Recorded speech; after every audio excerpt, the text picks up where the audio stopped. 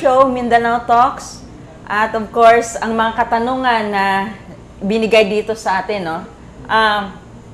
May katanungan sa iyo na pwede ba daw ito sa buntes? Ikaw magpapaliwanag. Okay. Thank you, ma'am. Sa buntis, wala po siyang problema. Kung titinan mo po, babalik tayo sa hospital, bakit bawal po yung mga haplas doon? Di ba? Oh, bawal yan. Sabi ng doktor, hindi ganyan pwede. Hindi po sa amoy ha, hindi po siya sa amoy yung bawal. Kundi yung bawal niya, yung tinatawag na camphor na content. Kasi yung camphor, babalik tayo kanina, nag-o-open po siya ng force ng skin. So pag inahaplos po siya dito, nirarab nyo, yung mga buntis na nagrarab ng mga more than 7.5% na camphor, yung delikado po, o-open yung force ng skin niya, tapos yung delikado pa niya, sumasakit yung tiyan niya pag buntis siya. So ito po it is natural, wala siyang camphor. So pag irarab mo siya dito sa just circular po ang yung pagrarab niya, circular. Pag irarab mo siya, i-close niya yung pores ng skin. Because like a lotion, wala siya init. So i-close niya.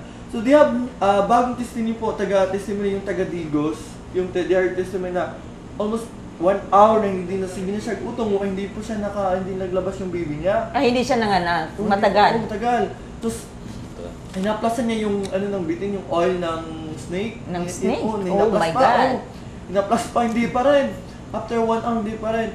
Alam mo, in 5 minutes, nag-text yung yung distributor niya sa Digos. Pag-grab niya within 5 minutes na Iona, lumalabas yung baby niya. After 5 minutes, ganyan ka, effect. Tapos yung kagandahan niya, pag inirarab niya dito, inirab niya sa buong katawan ng buntis, pag malapit na siya manak, mutaas to yung utong, sinawag sa yung iri. Yung iri niya. Taas ang iri niya. Taas yung energy kasi may energy siya eh. So, mas madali lang yung pag-pump ng ng baby niya. That's because of the negative ions. So wala po siyang delikado, kahit po below 1-year-old na baby, pwede ito. Ito po yung gagamitin sa mga baby at sa mga buntis. Pero sa mga matatanda po, may edad na may edad na 30 plus, 40 plus, okay to gamitin because mas okay sa kanilang ventilated yung gusto nila. Itong Iona Miracle Ointment. So, kung titingnan niyo po ngayon sa mga haplas na ginagamit, titingnan niyo is below 3-year-old, bawal gagamit ng ganito. Because po yung cells natin, hindi pa siya kompleto. Pag baby ka pa, hindi pa siya kompleto. Our body is composed 60 trillion cells. So itong katawan natin, pag ina-applas mo siya, yung minsan pag nasa aircon ka, nag-shake. Nag-shake yung tao pag nag-haplas ng mga... Kasi nalalamig, oo. Bakit nalamig ka? Because na-open yung force ng skin mo, mas delikado siya. Yung iba nga na hospital.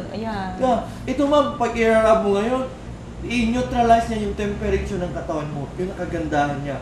Hindi ka lalamigin pag i-rub mo siya. So that's the it's all natural. So ito is, pwede din siya, but the best talaga tong aromatherapy oil na i-rub sa buntis. Hindi siyang delikado. Okay siya. Ito. So, yun. Sa lahat ng mga buntis, no? Narinig yung paliwanag ng ating inventor na maganda talaga. Sinarinig pa ko kanina. Naghaplas pa ng oil ng snake. Snake oil. Pwede ba mag-add? Okay. Regarding itong aromatherapy oil and yung aming ointment, no? Pwede na natin sabihin siguro, no? Nakakatulong ito sa energy conservation. No? Hindi yun lang yung sasabihin mo. Diba? Talagang nakakatulong ito. Ako personally, sa sasakyan ko yung gasolina. Wow. Kasi ang sabi ng inventor natin, i-try ninyo. Magpalagay kayo ng gasoline, ganon, no? Diba, syempre, kunin mo muna yung niyan, takip, no? Nozzle bed. Then, paglagay ng gasoline, after, lagyan mo lang ng mga ilang drops yun, ganon. Tapos, isara mo. Drops? Sa loob? Hindi, doon lang sa mouth ng takip. ng gasolina or doon sa takip. Ganon. In fact, Ay, hindi ipalagay sa loob. Akala ko ilalagay sa loob. sa labas lang, no? Sa labas Sa takip lang, lang po. okay. Sa takip or doon sa mouth. Yun nga, kinuroy ko lang. Baka may sabi mo nila. Oh, Para hindi ko okay. problema, wala kami problema sa... So, na-notice namin talaga matagal maubos yung gasoline. Nag-invento ka rin pala. Hindi, Sa research ko po. Research mo. Because of before ko nag-ano nun, kasi sa US kasi, they are invented mga machine na makakasave ng energy, mga with all negative ions. But the problem is, ang mahal. Oh. Sabi ko, paano kaya ginagawa nila? Sabi ko, itatry ko kaya sa produkto ko, sabi ko. Yung energy nila, bumababa instead at 2,000 pesos yung babayaran nila, nagiging 100 pesos na lang siya. It's all natural pa rin siya. So sa sasakyan naman, pag may negative ion effect kasi yung sasakyan, malakas yung energy niya, malakas yung takbo, hihina lang yung absorption ng gasoline. Hihina lang siya. Kasi ibabalance niya ibabalance siya. Kung titingnan mo ngayon, dito sa Davao, bakit sa probinsya sila, malakas yung gamit ng energy nila, pero yung ang tawag nito, yung bill ng kuryente nila, maliit lang. Kung titingnan mo. Di ba? Sabi ko nga, dito sa amin, dalawang lang, 1,000 na, ganyan, di ba? Tinatawag natin, babalik tayo sa balancing ng environment natin. Yes. The positive and negative energy ng katawan ng environment natin. Pag dito po kasi tayo sa cities, the radiation, the positive energy mas malakas ikumpara sa negative ion. So lahat po ng mga gamit natin aapektuhan. So yung is tataas siya. Tataas yung bill mo. So sa amin po, itatry nyo lang po. Wala po kaming it is all natural. Makakasip po nato through natural So kung gusto niyo po ng talaga na ang brood na we have invite for the Maharlika. Sila po yung para po lang talaga namin kung gaano natin. Sige, Pet. Okay. Ma-explain niya doon na sa sa meeting, no? Kung gusto niyo talaga malaman kung paano gagamitin itong ayunan, no, sa conserve energy, no.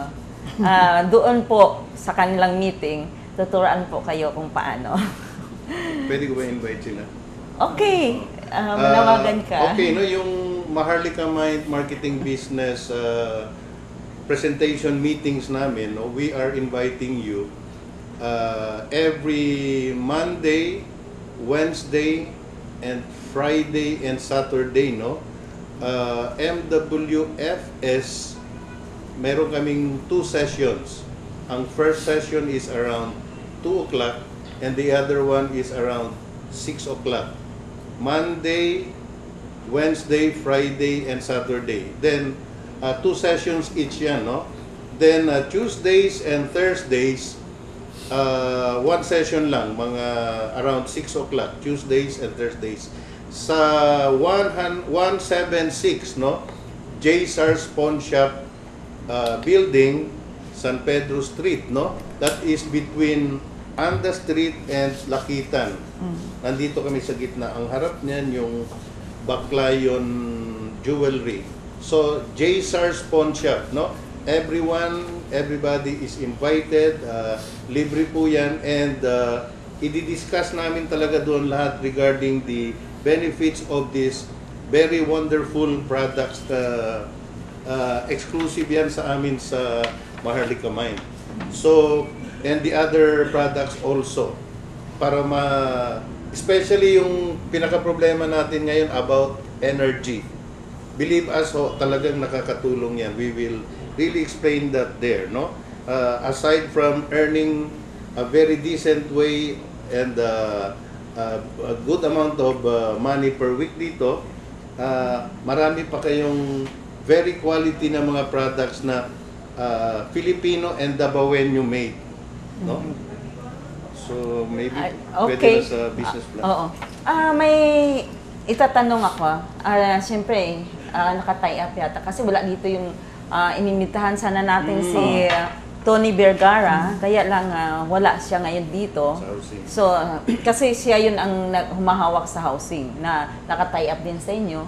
So, sinong mag-explain din Ako na doon? din, siya sa Okay. business plan. Okay, ikaw na mag-explain doon. Okay, ganito na nangyari, no? Kasi we're only around, like I said, we were registered with DTI April 16, no? So it's around 16 weeks na kami ngayon, no? Like yung last time na nagpunta kami dito, I was telling you we were only around 1,600. Now we're almost 4,000 members na. Ang Maharlika Mind Marketing Business, tatlo kami ang founders niya, no? More than 2 months ago, na-meet, again, I will have to just explain a bit, no? Nasabi ko na ito last time. Naging kaibigan namin si former councilor Tony Vergara, no? He got very interested sa Maharlika Mind marketing business. With us not knowing na meron pala siyang housing project, yung tinatawag niya na Econo Brick House, no? This is a technology na patented sa Philippines, patented in the Philippines, no? Or franchise sa Philippines. Ang may-ari nito si JC De Los Reyes, yung tumakbong very young president, no? Pamangkin ni Senator Gordon. Siya yung may exclusive franchise dito. Ang technology itong ginagamit ni Tony sa kanyang Econo Brick House galing pa ng Mexico. Kasi ang asawa ni JC De Los Reyes, sila yung world patent nito. In other words, si Tony ang ginawang exclusive sa buong Mindanao, no? Ang naging problema ni Tony, sabi niya is murang-mura na ito, quality na, maganda talaga and everything. But in spite of the very low cost ng bahay, not so many people are still able to pay it. So,